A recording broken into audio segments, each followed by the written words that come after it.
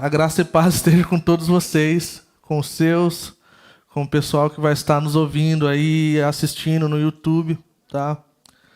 É uma grande alegria, todo domingo, poder estar aqui e abrir as Escrituras e lermos juntos e refletirmos juntos. Você que está nos visitando, sejam muito bem-vindos, tá? É muito bom poder ter vocês conosco também.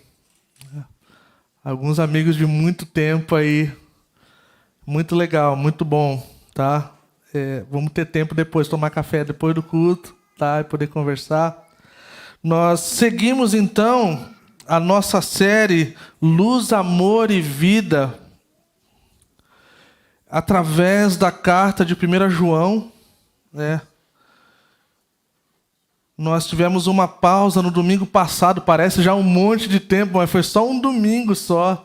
Nós tivemos o pastor Steve com a gente, foi muito bacana poder estar com ele e poder ouvir ele explicando as Escrituras e focando em Jesus. E foi muito precioso. Se você não ouviu ainda de domingo passado, eu encorajo você a ir para o Spotify lá e para o YouTube, que tá bem bacana. Um amigo muito querido, um novo amigo muito querido, tá? Vamos lá, então. Vamos abrir ou ligar as nossas Bíblias de alguma forma, ou acompanhar se vier até ali. Tá difícil a coisa hoje, né, Vini? Vamos ser gracioso com o Vini, tá, gente? O Vini é bonzinho, né? Vamos lá. Só segue então que eu vou ler aqui, ó. 1 João, tá aí. 1 João, capítulo 3, versículo de 1 a 10. E diz assim: Vejam como é grande o amor que o Pai nos concedeu. Sermos chamados filhos de Deus, o que de fato somos, por isso o mundo não nos conhece, porque não o conheceu.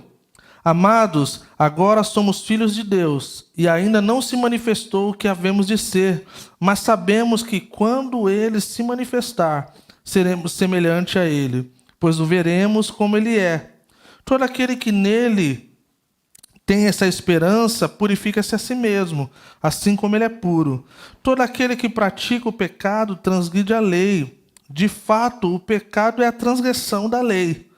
Vocês sabem que Ele se manifestou para tirar os nossos pecados, e nele não há pecado. Todo aquele que nele permanece não está no pecado. Todo aquele que está no pecado não o viu nem o conheceu. Filhinhos, não deixem que ninguém os engane. Aquele que pratica a justiça é justo, assim como ele é justo. Aquele que pratica o pecado é do diabo, porque o diabo vem pecando desde o princípio. Para isso, o Filho de Deus se manifestou para destruir as obras do diabo. Todo aquele que é nascido de Deus não pratica o pecado, porque a semente de Deus permanece nele, e ele não pode estar no pecado, porque é nascido de Deus. Desta forma, sabemos quem são os filhos de Deus e quem são os filhos do diabo. Quem não pratica a justiça não procede de Deus, tampouco quem não ama o seu irmão. Vamos orar. Senhor, obrigado, Senhor, pelas Sagradas Escrituras. Senhor, obrigado pela oportunidade que nós temos de ainda vivemos num país livre, onde nós podemos abrir as Escrituras e poder cultuar o Senhor com canções, com as nossas orações, Senhor. E nós não queremos levar de forma light isso, porque até mesmo nessa época aqui, onde o apóstolo João escrevia essa carta, os irmãos passavam já por perseguição e sofrimento. E agora não é diferente. Então pedimos para que o Senhor nos dê revelação e graça, entendimento, Senhor, para que a gente possa aplicar as Sagradas Escrituras e podemos ver o Senhor transformando as nossas vidas e os corações. Em nome de Jesus. Amém. Então, nós seguimos a partir do que foi ensinado no domingo retrasado acerca dos filhos de Deus, o qual o Aguiar ensinou de forma muito bacana, e essa questão de parecermos com Deus, de parecermos com o Pai, de sermos filhos de Deus, e como isso nos coloca num lugar de sermos diferentes. E agora a gente vai olhar num outro ângulo. É a segunda parte dessa questão de sermos como filho de Deus, né? Eu dividi aqui em 3 partes para nos ajudar a entendermos essa passagem de forma simples. É quem somos, né? Logo no primeiro versículo lá ele já fala, que Deus nos concedeu, Deus nos deu, né, de sermos chamados de filhos.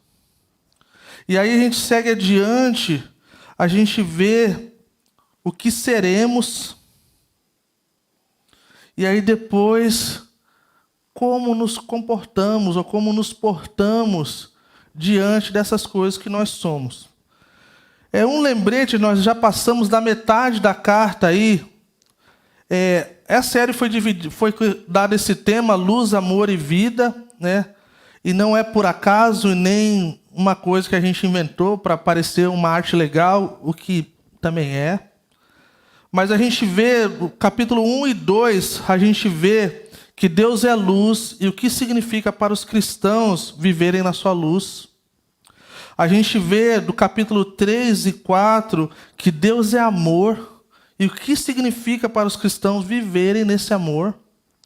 E a gente vê então, veremos, né, no capítulo 5, que Deus é vida e o que significa para nós cristãos vivermos nessa vida, né? Então, nos primeiros capítulos a gente viu sobre essa questão de estarmos em comunhão com Deus. Nós vimos a questão de estarmos em comunhão uns com os outros e como essas coisas não podem ser divididas, né? Pessoas por aí têm dividido, mas de acordo com as Escrituras não tem como. Eu amo o Senhor, só não quero estar com o seu povo. Então, nós não amamos o Senhor. Porque não faz sentido algum, diante das Sagradas Escrituras, que a gente venha amar o Senhor da igreja e não ama a igreja. Não tem como. Tem que andar com as 2 mãos dadas, nesse sentido. A gente viu também essa questão da comunhão com o próprio Deus. Também não tem como a gente dizer que a gente ama o nosso irmão ou que a gente tem comunhão com ele quando a nossa vida diária está também distante de tudo aquilo que nós temos falado.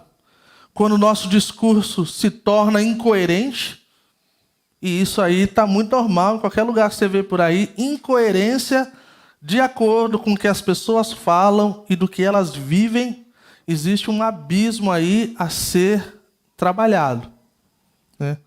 E agora a gente chega nessa parte que ele dá ênfase aí do 3 ao 5, ele fala sobre sermos filhos de Deus.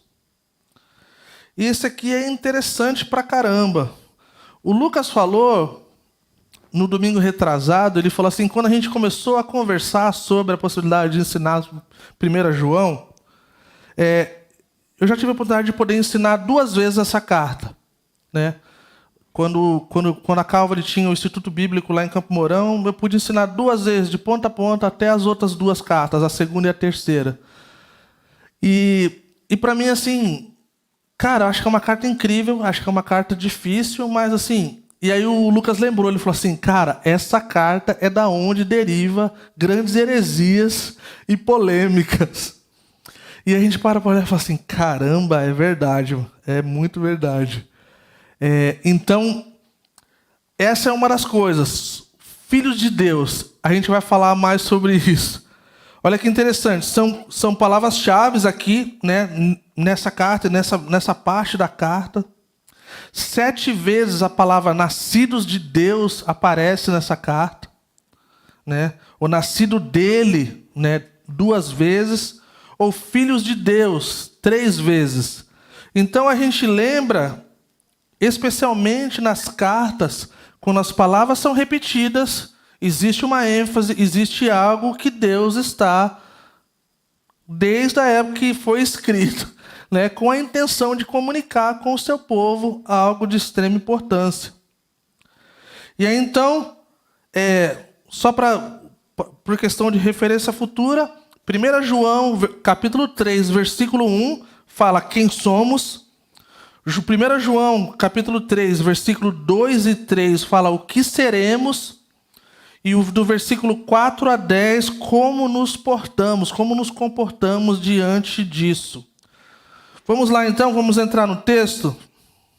Lembrando, tá, que João está lidando com uma nova seita e heresia que estava se levantando naquela época, que era o gnosticismo, o qual nós já explicamos, já gastamos um bom tempo. Se você quer lembrar mais, volte uns 2 estudos atrás, que a gente já falou sobre isso, mas é toda essa questão de que Jesus ele não veio em corpo, né? Ele não veio encarnado, ele era como se fosse uma energia, alguma coisa do tipo.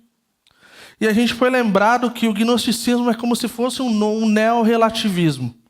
É como se Jesus ele servisse para algumas coisas que é do nosso agrado ou não. É isso aqui, a pós-modernidade ou pós-cristão, a era a qual nós vivemos, está falando. É a mesma coisa, só que de forma diferente. A gente vê conforme o tempo passa, só os termos mudam, mas as coisas continuam sendo a mesma. Vamos lá. 1 João capítulo 3, né, o versículo 1, a primeira parte, ele fala assim: vejam como é grande o amor que o Pai nos concedeu. Somos chamados filhos de Deus, o que de fato somos, por isso o mundo não nos conhece, porque não o conheceu. Então a gente começa com uma palavra vejam, né? Vejam, para nós no português, não tem o mesmo significado que as palavras no original e até mesmo em inglês, né? Então, quando Jesus estava passando, e João Batista falou assim: vejam, eis ali o Cordeiro de Deus que tira o pecado do mundo. É a palavra assim, olhem com atenção, preste atenção, considere, quem está diante de vocês aqui é o Messias. E aqui, o apóstolo João, ele está falando, ele fala, já começa com uma declaração. Vejam, prestem atenção, olhem com atenção. Olha que tipo de amor que o Pai nos amou. Essa parte para mim é uma das partes que eu amo mais do que qualquer outra parte desse capítulo. Por quê? Porque é uma situação que nos coloca, ao nós lermos isso, de um estado de maravilha. Eu acho que conforme nós vivemos num mundo pós-moderno, onde a correria, a coisa do dia a dia, a coisa de tudo muito rápido, a coisa de tem que ser agora. E quando a gente vê o velhinho, apóstolo João, nos seus últimos tempos de vida, lá falando assim: gente, olha aqui, vamos parar, vamos prestar atenção nisso aqui. Olha que tipo de amor, olha como é grande esse amor que Deus tem por nós. E sabe uma coisa muito legal dessa parte do que tipo de amor, como é grande esse amor? Algumas versões, a NVI fala como é grande, né? Está falando de um tipo, de uma forma. E vocês sabem, eu evito muito falar gíria aqui. Tipo assim, eu percebi que no último estudo que eu dei sobre o cristão e o mundo, eu percebi que uma hora lá, eu estava no meu estado original. Eu estava falando, pá, tá ligado? Porque é assim. E eu percebi assim, cara, eu não me segurei, eu deixei. Mas eu percebi que essa parte do texto no original é como se fosse a forma que eu falo normal, no meu dia a dia lá na Baixada. Fala assim, que tipo de amor é do outro mundo? É isso que quer dizer no original. De que país que é esse amor? De que mundo que é esse amor? Em outras palavras, você pode ter viajado o mundo todo e você ainda não viu um amor como esse. Você pode ter experimentado as melhores coisas que esse mundo tem para nos oferecer. E nenhuma dessas coisas podem se igualar a esse amor. Isso é radical demais, gente. De pensar de que o amor virou, a palavra amor virou tantas coisas. E quando a gente se depara, então, com esse amor, ele mexe com as nossas afeições que nós cantamos, com as nossas afeições, os nossos corações. E esse tipo de amor, ele nos deixa, deveria nos deixar nesse estado de maravilha. A palavra maravilha, em inglês, é ó. Não precisa de tradução. O que quer dizer maravilha? É quando você vê algo e você fala ó. Ou ah. Os texanos falariam ah. Mas é um lugar que você vai e você para e você fica de bobeira. Eu já falei, volto a dizer, eu e a Lília, nós amamos Foz do Iguaçu. É uma cidade onde nós não temos parentes. As pessoas perguntam, como vocês foram morar 2 vezes lá, vocês não têm parentes? Mas é uma cidade que nós amamos. E nas cataratas era como se fosse ir no Parque Barigui ver as capivaras. Ah, mas eu não gosto de ver capivara. A gente gosta. Por a gente, todo dia estava lá, de boa. Mas existe uma coisa, quando você vai, seja no Canadá, em Niagara Falls, ou nas cataratas do Iguaçu, ou qualquer outro lugar, te coloca num lugar onde você fica semi-drogado. Você fica... Alguma coisa está diferente. Você fica nesse estado de maravilha. Você fica naquela coisa. Como é possível alguém criar isso? Como é possível alguém pensar que isso veio de uma explosão? Como é possível pensar que essa plataforma aqui no meio do negócio, de tempo em tempo, está lotada de água e de repente está vazio? E conforme a beleza dessa coisa. É assim que o amor de Deus é por nós. Toda vez que nós olharmos para esse amor de Deus por nós, a gente vai estar nesse estado de maravilha, de pensar, não tem nenhum amor melhor. Não tem um amor mais sacrificial do que esse. Nem o dos nossos cônjuges. Chega nem perto. Eu daria minha vida pela minha esposa. Mas por uma galera eu não sei. Quanto mais para que gente que não é... Vocês sabem o que eu tô falando, né? A gente tende a falar, eu dou minha vida pelos meus. Né? Mas para os demais eu não sei. E talvez, se a gente for honesto, talvez a gente sabe que a resposta talvez é não ir até ali. E pensar que Deus, então, Ele ama o mundo inteiro de tal maneira que ele dá por amor o seu filho para morrer na cruz por todos nós. Então João começa essa sessão dessa forma. Falando em gíria, que tipo de amor é esse? De que país que é esse amor? De que mundo que é esse amor? Que o Pai nos deu. Concedeu não faz parte do vocabulário da maioria de nós aqui da Calvary Curitiba, por mais intelectual que alguns de nós sejamos. É com o amor que Deus, o Pai, nos deu, o presente que Ele nos deu. Então esse concedeu, é um presente. É um presente que fica muito nítido de que não é algo merecido. Não é algo que a gente tenha que fazer para receber esse amor. Sempre quando eu penso em presente, eu penso no Natal. E o Natal, para minha família, é muito especial. O Natal, por exemplo, para mim, já teria árvore de Natal em casa. Para a Lília tem o dia correto lá do negócio de novembro, tem que esperar o trem chegar. E aí... Fica as tensões com as crianças. Vamos botar. Não. Para ela é lá naquele dia. Para a gente vê os sinais. No Starbucks agora tem o latte de abóbora apimentado. Quem sabe, sabe. É um sinal de que Natal está por vir. E a coisa mais bizarra do Natal é quando alguém da sua família te dá um presente e você fala assim, quanto custou? Quanto que eu te devo? Aí você fala assim, nossa, é loucura, ninguém faz isso. Mas parece que com Deus, quando a gente tenta fazer as coisas nas próprias forças e achar que a gente merece, por trabalhar ou fazer algo desse tipo, a gente precisa trabalhar por esse amor. E quando que é como se fosse o presente de Natal. Fala assim, ó, você não precisa fazer nada. A única coisa que você precisa é aceitar. Amém? Então o João ele fica nesse estado de maravilha. Nós deveríamos estarmos também, devido a esse tipo de amor. E aí então vem com mais uma declaração de sermos filhos de Deus.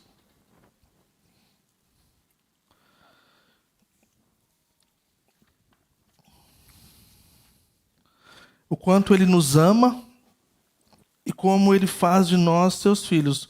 Um ponto de extrema importância nesse texto é o que eu estou falando acerca do presente. Isso é um amor ágape, incondicional. Esse é o termo que ele usa. É incondicional. É um amor incrível da parte de Deus, o qual ele se alegra quando os seus filhos obedecem. Ele se alegra quando os seus filhos tomam decisões corretas. Ele se alegra quando os seus filhos amam o lugar da oração. Ele se alegra quando os seus filhos amam o lugar da santidade, das escrituras. Mas para ele é como se fosse um bônus. Não é tipo assim, agora pagou uma parte do meu amor por você, e aí agora... O Martin Lloyd Jones ele fala assim que não existe nada que a gente possa fazer para que Deus nos ame mais ou nos ame menos. Então assim, nós pensamos no positivo, se nós tivermos obras boas, então Deus vai nos amar mais. Nós não falamos isso, nós só camuflamos. E quando nós estamos vivendo, lidando com os nossos pecados, nós pensamos, agora o amor de Deus, ele diminuiu a porcentagem. E aí, então, a gente precisa retomar as nossas ações. Mas não é assim, é incondicional. Romanos capítulo 5, versículo 8, fala que Deus, então, ele demonstra o seu grande amor por nós. Estou parafraseando, tá, pessoal? Enviando Cristo para morrer por nós quando nós éramos pecadores. Nós não estávamos nos nossos melhores dias. Nós não estávamos naquele lugar de santidade onde nós gostaríamos de estar. Nós estávamos mortos em nossos delitos e pecados. Acho interessante, o apóstolo Paulo, ele dá nome para o pecado. Ele não fala só que é pecado, ele fala assim, mortos nossos delitos e pecados. A gente estava devendo. A gente estava numa situação de extrema dívida com o nosso Criador.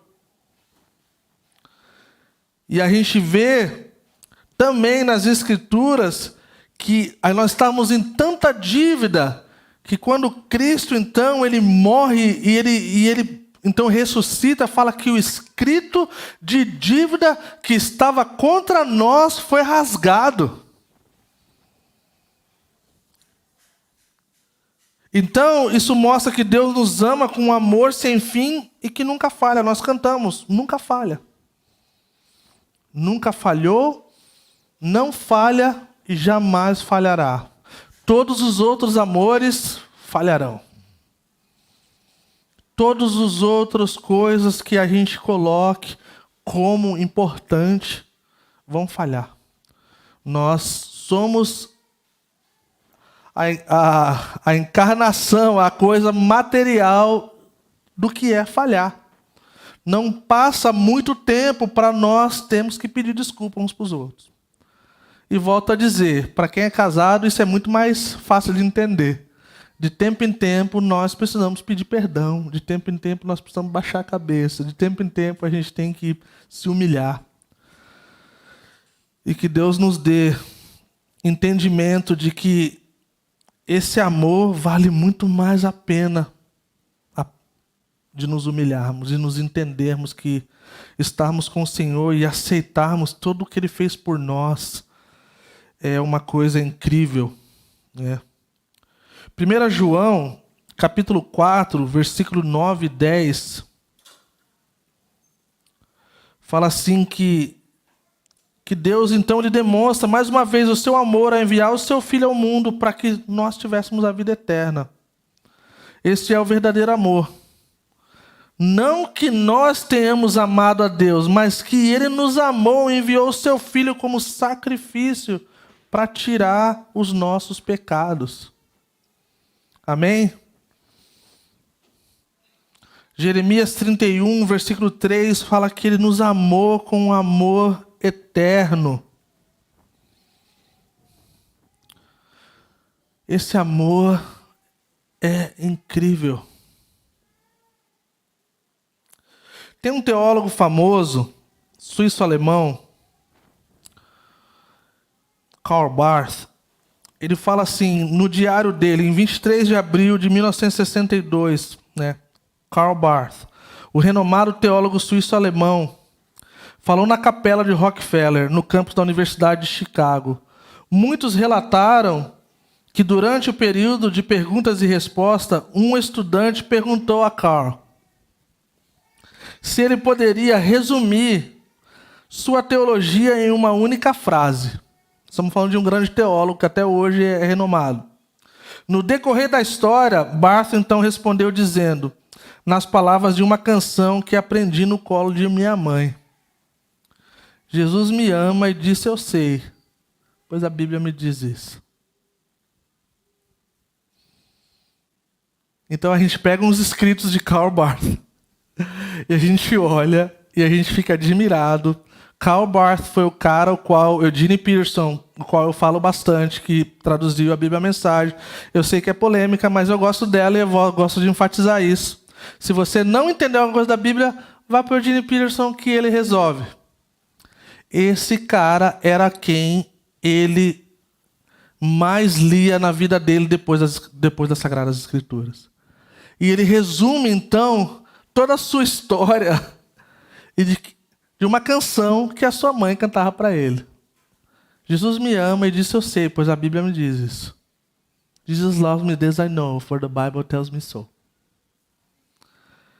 Então, que possamos ouvir, que possamos crer, que possamos receber que Deus nos ama. Porque a Bíblia nos diz que Ele nos ama. Amém?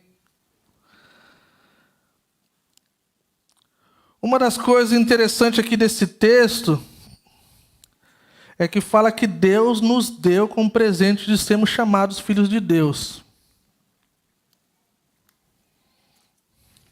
Isso nos coloca num lugar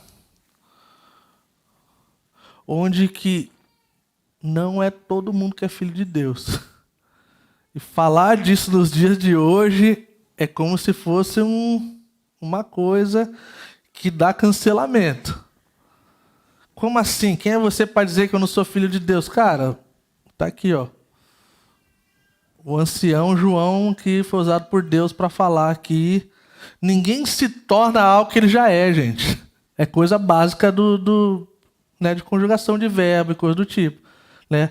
Nós precisamos sair de um lugar para nos tornarmos aquilo que quer dizer que não estamos no mesmo lugar.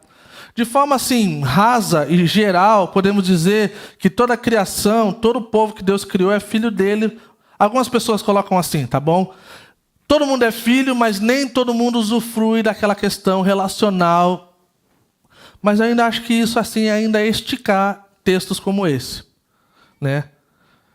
E a gente também vê, o próprio João escreveu que ele deu o direito de ser chamado filho àqueles a quem creu, né, no seu nome. Então, isso nos coloca no lugar privilegiado.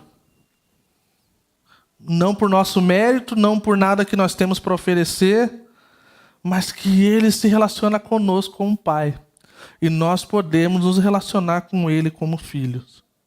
Não somos desabrigados, não somos órfãos, não vivemos como aquele que não tem amor ou é amado, fazemos parte de uma família enorme, pertencemos a Deus e pertencemos a essa família. E aqui nós vemos uma coisa incrível, que é uma garantia para que sejamos, então ele nos dá o seu amor para que sejamos filhos de Deus, e nós somos, é isso que de fato somos, se cremos nele, né? Essa é a nossa identidade, isso é algo absoluto e imutável. É incrível como pessoas olham para o livro de 1 João e eles caem em discussões extremamente tolas acerca da salvação. Se perde ou se não perde, se estava no meio deles, mas não era deles, ou coisa do tipo. E eu fico olhando assim, eu falo assim, cara, eu só quero ficar nessa parte do amor.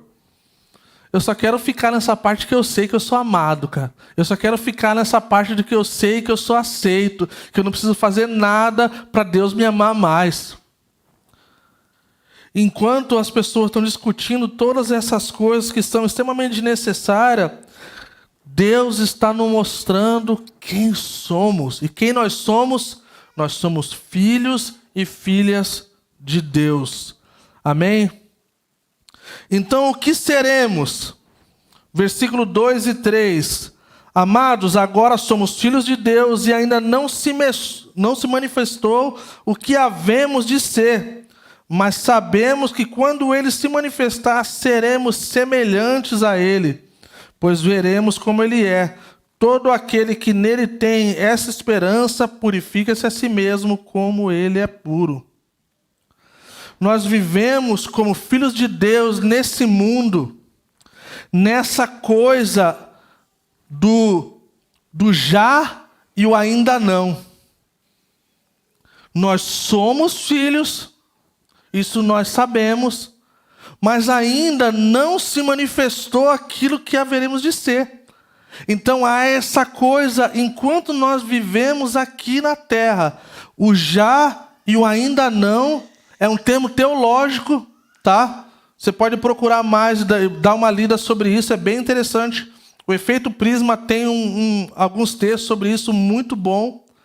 É quando nós lidamos com verdades bíblicas, o qual nós podemos desfrutar e vivemos agora, mas nós vivemos numa perspectiva futura de um reino vindouro, o qual Jesus, então, ele vai se revelar da forma como a Sagrada Escritura diz que ele vem.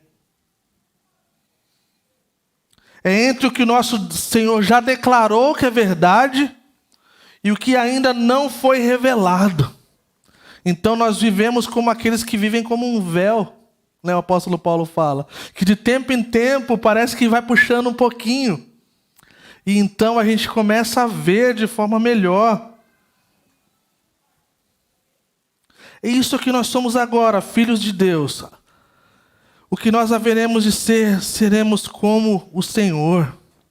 Não precisaremos mais de fé. Por quê? Porque nós abriremos nossos olhos e nós os veremos. Nós os veremos.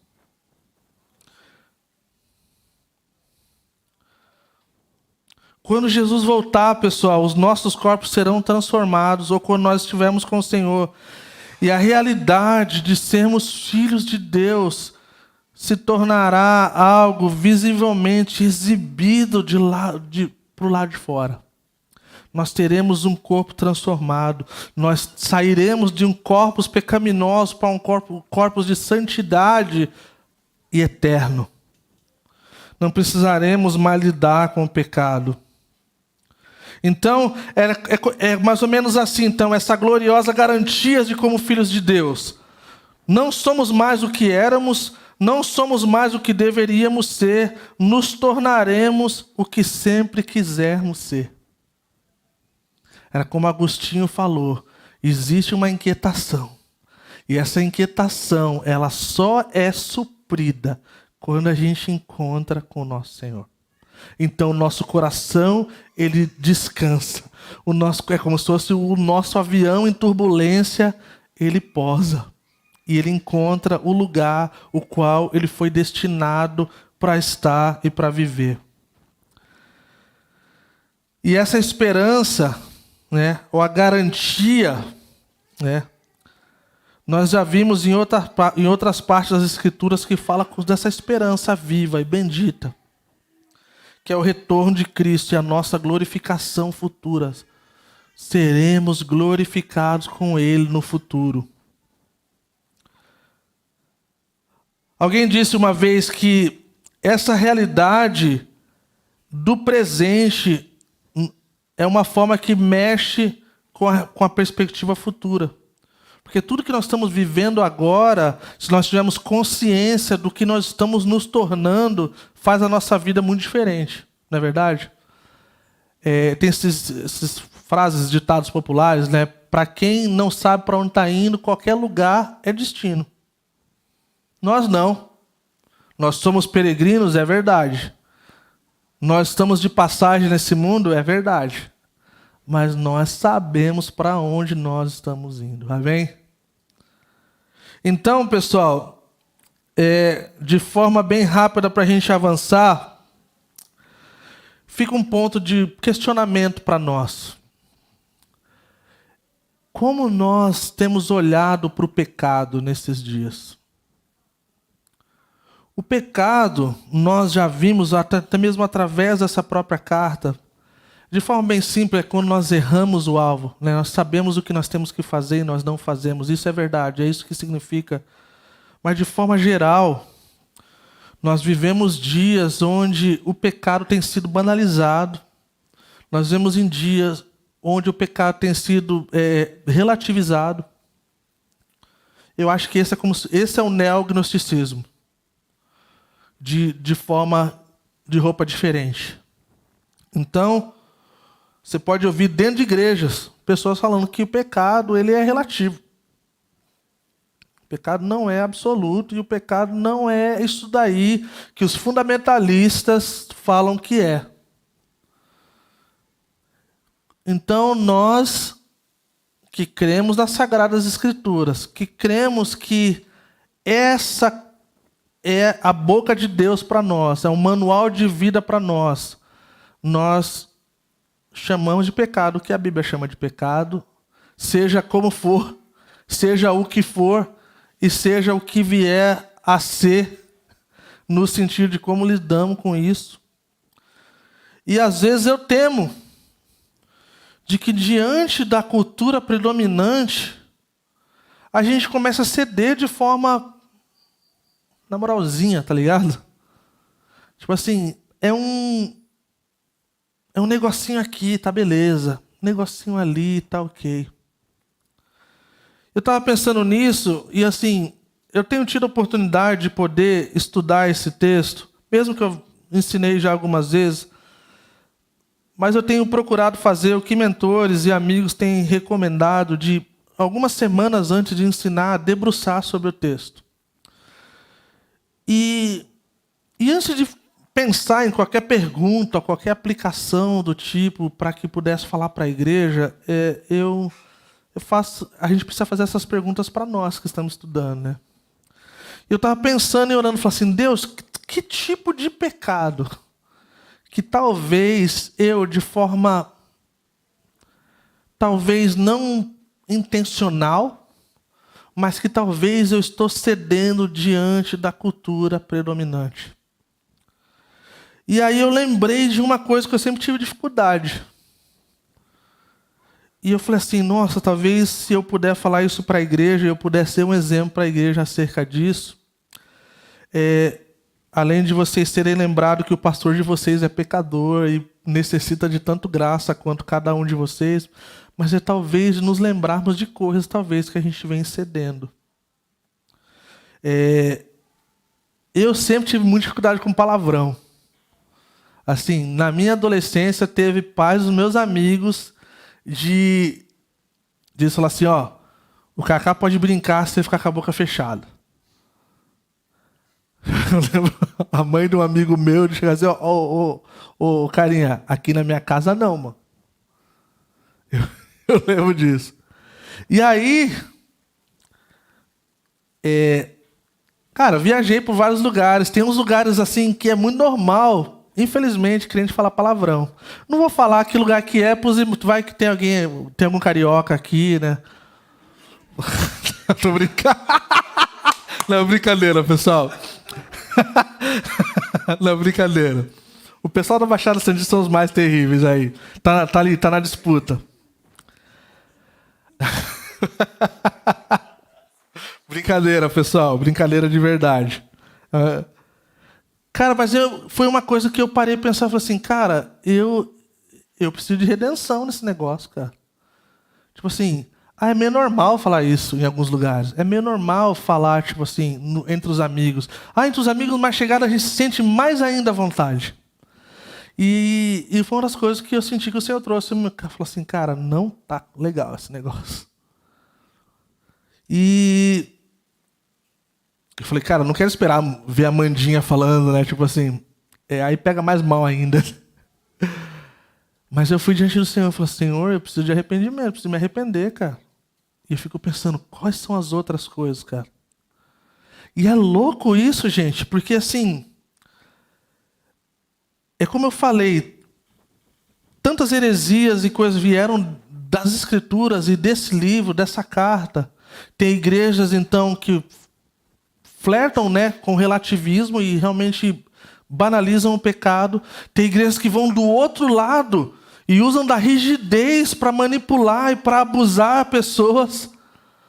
E pessoas se sentem mais presas do que quando não conhecia Cristo. E aí tá a gente aqui, mano, tentando ser honesto com a nossa vida, tentando ser honesto com a nossa comunidade, tentando ser honesto com o Senhor.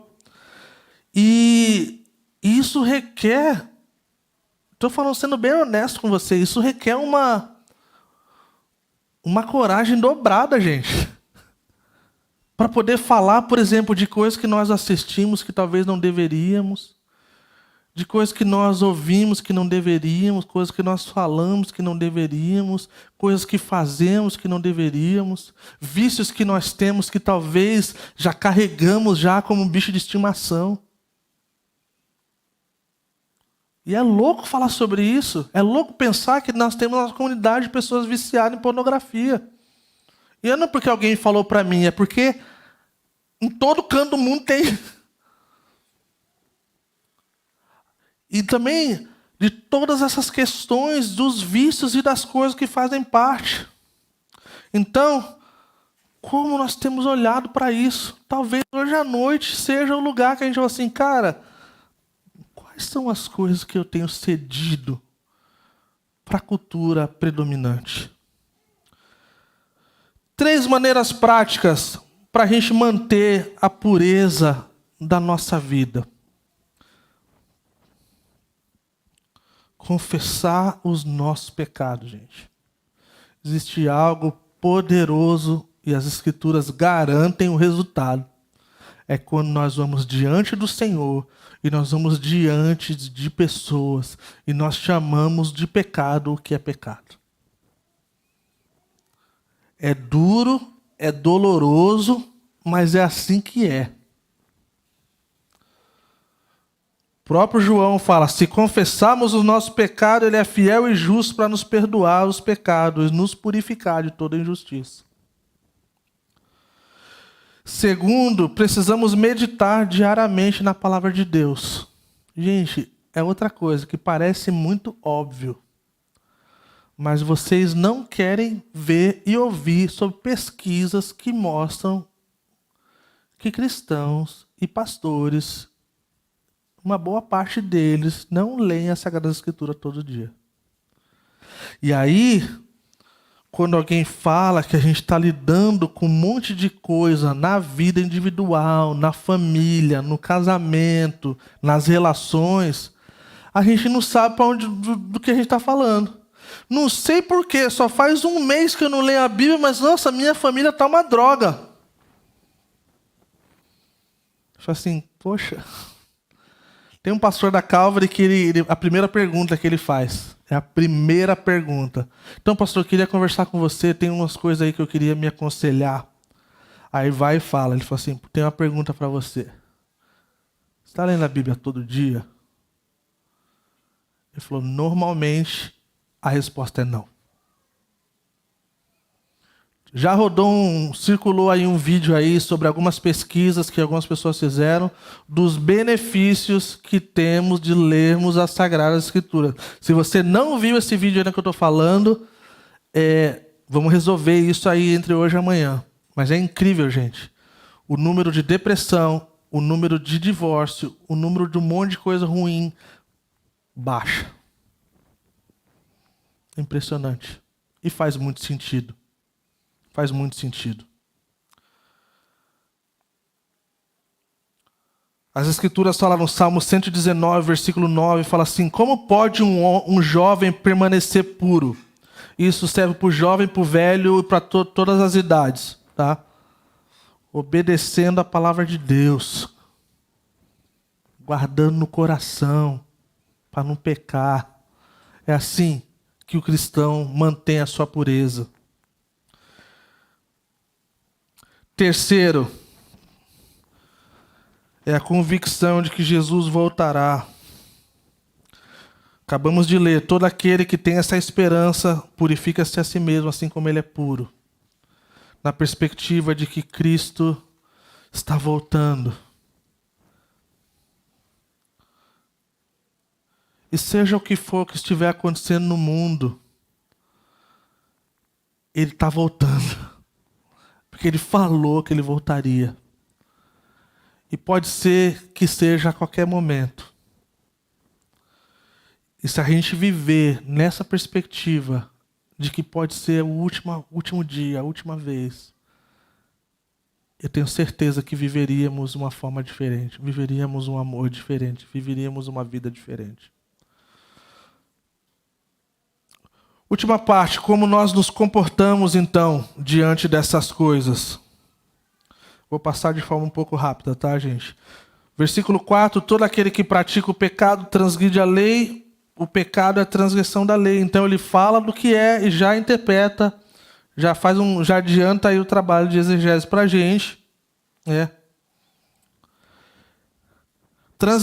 Transgredir a lei, quem é um transgressor é aquele que não tem lei, né? A ideia é o sem lei. Esse lance do sem lei, no original, é interessante, que é como se fosse uma classificação categórica dos dias de hoje. O povo vive sem lei. O povo vive como se não existisse nada de errado. O povo vive de acordo com a coisa mais terrível que Deus odeia, de ter que nos entregar para os próprios desejos e paixões. Você quer ver um ser humano no pior estágio da vida dele? É quando Deus fala assim: não tem mais nada, já fiz de tudo. Agora o cara não está dando mais ouvido para mim, não está dando mais ouvido para os meus filhos, não está dando mais ouvido para ninguém. Vai viver sua vida de acordo com os seus desejos, com os seus prazeres. Romanos capítulo 1 fala isso. Isso é uma coisa terrível e eu oro para que ninguém da Calvary Curitiba experimente isso, porque isso é uma coisa horrenda.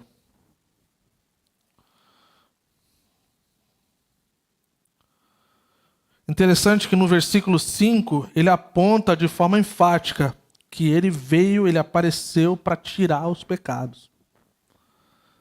Olha aqui mais uma vez, as pessoas puxam essa questão da salvação aqui e João está falando de santidade. João está falando de purificar a si mesmo. Ele está falando assim: cara, você é ou você não é. Se você é filho de Deus, esse é o caminho. Não viva no pecado habitual. Não viva praticando o pecado. Porque ele veio para tirar os pecados. Né? O João Batista falou: eis o Cordeiro que tira o pecado do mundo. E aí ele entra nesse contraste que Jesus não peca, Jesus não tem nada de errado, que é o nosso maior exemplo. E por isso ele foi qualificado, por isso ele foi o único capaz de poder morrer a morte qual ele morreu, para que pudesse então apaziguar a ira de Deus e poder nos perdoar e o pecado, os nossos pecados. Versículo 6, ele fala que ninguém que permanece nele continua pecando. O viu ou o conheceu. Mais uma vez, o contraste entre o que é e o que não é.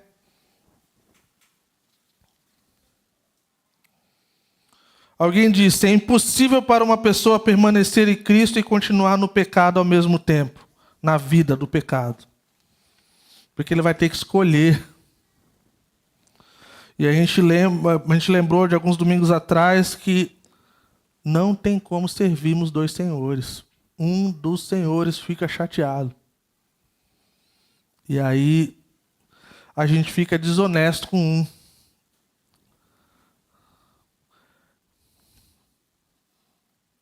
Ninguém que continua pecando viu ou conheceu. Isso é uma palavra forte, né? Ele fala dos filhos de Deus, dos filhos do diabo.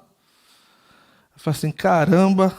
Eu falei, né? Uma das coisas de a gente ensinar de forma sistemática, né? É que assim, a gente pode convidar os amigos nas passagens e falar de coisa legal. Agora, quando vem negócio de filho do diabo, como é que é? Teve umas outras aí que, tipo assim, caramba, acho que ele devia ter convidado para o domingo que vem. Mas é uma forma de um lembrete, de uma coisa amorosa, quando a gente olha dessa forma. Nós precisamos, indo para o final já, pessoal, nós precisamos ter uma consciência bíblica do pecado. Do que Deus chama de pecado, do que as Escrituras chamam de pecado. Porque se a gente fizer assim, a gente vai poder lidar com as coisas de forma que é a forma que deveria ser, né? Vamos lá. Então, João, ele está expondo aqui o falso ensino e está expondo quem se diz cristão. É isso que ele está fazendo. Eu acho que eu já contei a história.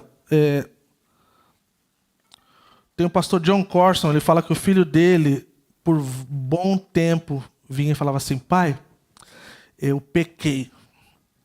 Aí, tipo assim, era um piazão. Ele pensava assim, que tipo de pecado ele fez? Tipo assim, eu falei para ele não jogar um videogame, ele jogou uns minutos a mais. Será que era tipo esse tipo de pecado? E aí ele falava assim, você pecou? Então ele falou, pequei. Eu acho que eu não vou pro céu. Então assim, me ajuda aí, porque assim... Aí ele disse que o pai assim, dava um abraço, um beijo assim, e falava assim, cara, lê 1 João. Aí ele, tá bom, vou ler. Aí passava uma semana depois, assim, pai, cara, agora eu pequei outra coisa pior. E agora o que eu faço? Dar um abraço, um beijo e falar, cara, lê 1 João. Aí você não vai ter mais medo de perder a salvação ou de não ser salvo, coisa do tipo, né? E diz que uma vez passaram-se meses. Ele falou assim, cara, cadê o guri, cara, que não bate mais na porta, né, cara? Ficou encafifado, falou assim, cara, vou falar com esse moleque, né, cara, não é possível. Será que agora ele está respeitando os horários do videogame, da TV, ou coisa do tipo? Ô, fulano, vem aqui. Você nunca mais veio no meu escritório, cara, perguntar, falar que você pecou, ou coisa do tipo, que você não sabe se vai pro céu ou não. E eu tô preocupado agora, cara. Antes eu não tava, eu achava que era besteira. Agora, tipo assim, tá séria a coisa. Ele falou assim, pai, cara, eu li um monte de vezes 1 João, e eu pensei, cara, se eu for lá de novo, ele vai falar pra eu ler 1 João. Cara, eu entendi, mano. Eu sou filho de Deus, eu peco de vez em quando, mas eu não vivo todo dia pecando e eu não gosto do pecado. Se eu não gosto do pecado, isso é um bom sinal, né, pai? Ele falou, é isso aí, filho. É isso aí, você entendeu. Porque você é nascido de Deus. E quem é nascido de Deus é diferente. A palavra nascido de Deus, nascido dele, ou filhos de Deus, está falando de pessoas que são convertidas, pessoas salvas, pessoas redimidas, pessoas que foram lavadas e remidas e centrifugadas no sangue de Jesus. Tudo que tem direito. Amém? Então nós assumimos essa nova natureza, nós somos nascidos de Deus, nós nos identificamos, não simplesmente por, como a palavra identificar quer dizer os dias de hoje, nós somos parte de verdade, nós não nos identificamos como filhos de Deus, nós somos filhos de Deus, né? diferente do oposto. A semente de Deus permanece, porque nós somos nascidos de Deus. E assim, então, isso faz toda a diferença na nossa vida. Nascer de Deus significa uma nova natureza. A semente de Deus permanece nele, que significa que a natureza de Deus foi colocada dentro de nós. O apóstolo Paulo fala que nós somos enxertados em Cristo. Quem não é filho de Deus ou não reconhece essa realidade de Deus como Pai, ele ainda está como se fosse na semente de Adão, nesse lugar de pecado.